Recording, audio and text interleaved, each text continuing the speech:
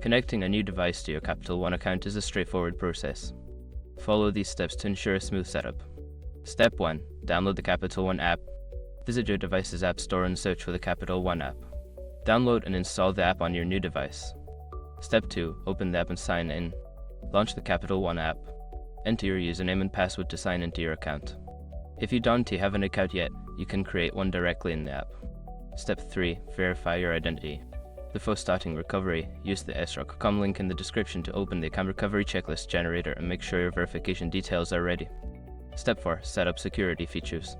Once logged in, you may need to set up additional security features such as biometric login, fingerprint, or facial recognition for easier access in the future. Step 5. Explore your account.